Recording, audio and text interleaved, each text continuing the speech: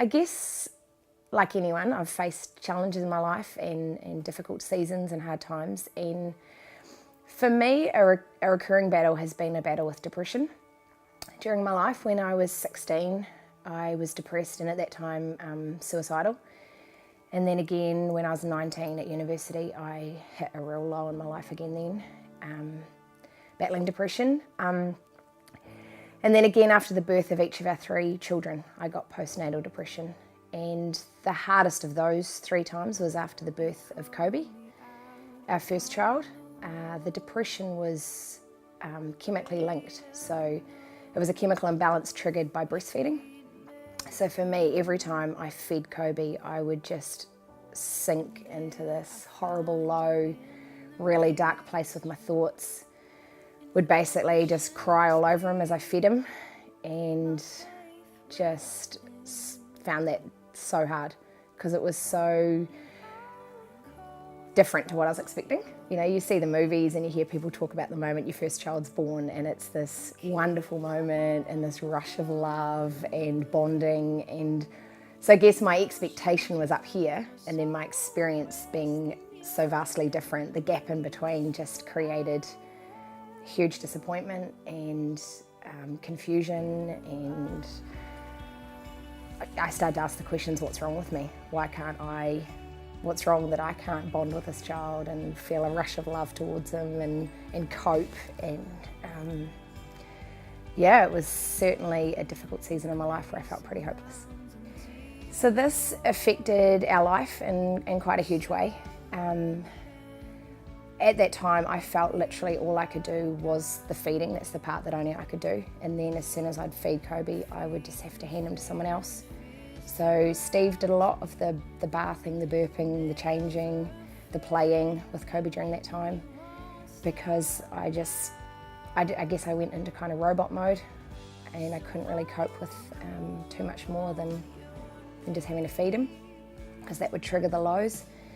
So yeah, it affected my ability to bond. Probably for that first 6 months, I didn't really feel like I bonded with Kobe. I was just this robot going through the motions. It affected our marriage because I guess Steve would say he lost his wife during that time. The usual fun-loving Amy was gone and replaced by somebody who would just cry and say to Steve, I want my old life back, because it was such a struggle. I guess ultimately we placed our hope in that God would heal me, and we kept believing for that. But in the waiting for that to happen, our hope came for us through practical help. Like, we realised that we couldn't continue on our own in that place. So we decided we needed to let people know what was going on. So as soon as we told family and friends and our pastors, we just had so much help and support, and that certainly gave me hope. Like cards with words of encouragement and people saying, you know, you can get through this. And the days when I didn't have faith for myself to know that things could change and that things were going to get better, I had people having faith on my behalf, and that certainly helped. And practical support, we had meals provided for a month during that season, which was just so helpful. Steve was amazing. He organised like a roster of people to come and be with me for each of Kobe's feeds during the daytime. I had somebody with me so that when those lows would hit, I'd have somebody sitting there with me to talk to me and kind of, I guess, distract me from how I was feeling.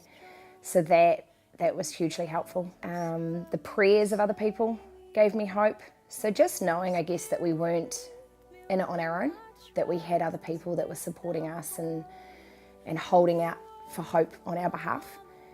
Because I think, you know, a big lie, a misbelief people buy into when they're feeling hopeless is that they're the only one, that they're in this dark hole and they've just got to get through it on their own. They've just got to find a way through it.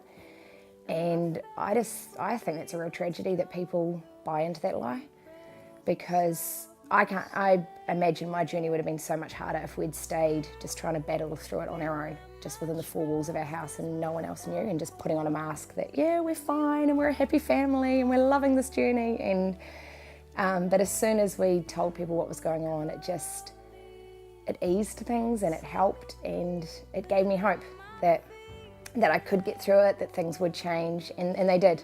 You know, I've got a fantastic relationship with Kobe now, and while I've had to grieve that first 6 months that I never got to bond with him as a baby like I would have liked to, it hasn't affected our relationship today. Like, you know, we've got a great relationship, and it's certainly, in a way, it made Kobe and Steve's relationship really tight, which is really cool. You know, we've got so many photos of him as a newborn, and it's all these cuddles that Steve's having with him and bathing him, and I think that's really special as well, as a dad, that he, you know, good came out of it. So, and then again, when Talia was born, the same chemical imbalance took place, but we were that much more aware of it, and hope was able to come easier and quicker because we knew we'd got through it once before. So we were like, yep, God's brought us through this before, we can get through this again. And so that was hard but an easier time. And then again with Jet, it got easier again because we knew what to do, and we knew that God would bring us through it and remain faithful, and he did. So